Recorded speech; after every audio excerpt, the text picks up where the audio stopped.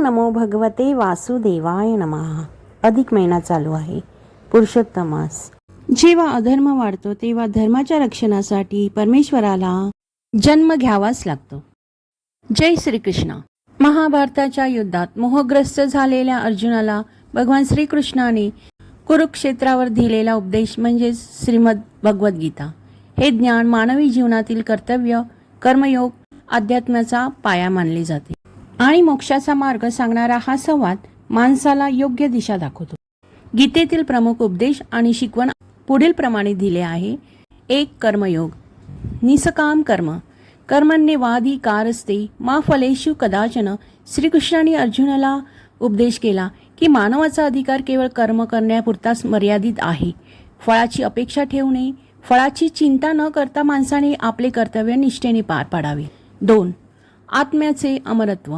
अर्जुनाला युद्धापासून परावृत होताना पाहून कृष्णाने सांगितले की आत्मा अमर आहे. शरीराचा नाश होतो पण आत्म्याचा नाश नाही होत. आत्मा कधीही जन्म घेत नाही आणि मरतही नाही. 3. धर्म आणि कर्तव्य. कृष्णाने अर्जुनाला समजावून सांगितले की एक योद्धा क्षत्रिय म्हणून धर्मरक्षणासाठी लढणे हे त्याचे कर्तव्य आहे.